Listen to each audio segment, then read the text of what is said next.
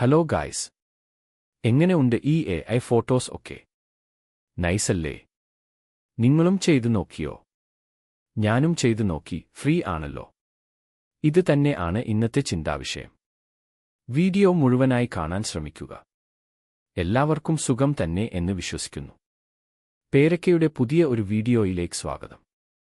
Ads ഇല്ലാത്ത ഒരു video പോലും യൂട്യൂബിൽ നമുക്ക് കണ്ടു തീർക്കാൻ ആവില്ല. അങ്ങനെ ഉള്ളപ്പോൾ AIയുടെ പല ഫീച്ചേഴ്സും നമുക്ക് എങ്ങനെ ഫ്രീ ആയി ലഭിക്കുന്നു? അതിന് കാരണങ്ങൾ പലതുണ്ട്. ഒന്ന്, ജെമിനി പോലെ ഉള്ള AI ആപ്പുകളുടെ പ്രചരണത്തിന് വലിയ പങ്ക് വഹിക്കുന്നത് നമ്മൾ തന്നെയാണ്.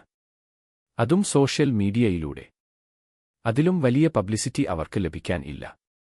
രണ്ട്, സ്കൂളിൽ പഠിക്കുന്ന ഒരു കുട്ടിക്ക് പഠിക്കാൻ പാഠപുസ്തകം വേണം എന്നതുപോലെ AIയുടെ വളർച്ചയ്ക്ക് അതിന് ടെസ്റ്റ് സബ്ജക്ട്സ് ആവശ്യമുണ്ട്. അത് മറ്റാരുമല്ല, നമ്മൾ തന്നെയാണ്. നമ്മൾ കൊടുക്കുന്ന ഓരോ ടാസ്കിലൂടെയും AI അറിവ് നേടിക്കൊണ്ട് ഇരിക്കുന്നു. മൂന്ന്, ഇതിലും വിലയേറിയത് എന്തെന്നാൽ നമ്മുടെ ഡാറ്റയാണ്. നമ്മൾ നൽകുന്ന ഡാറ്റാസ് ട്രെയിനിംഗിന്റെ ഭാഗമായി AI സ്റ്റോർ ചെയ്തു വെക്കുന്നു.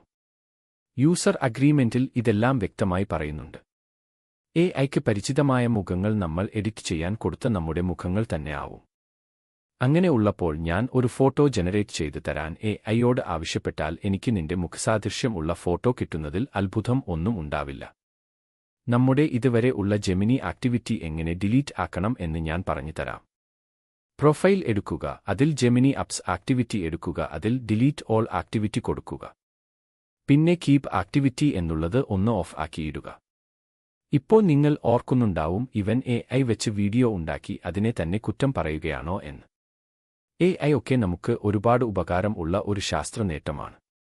നല്ല രീതിക്ക് ഉപയോഗിച്ചാൽ മാത്രം.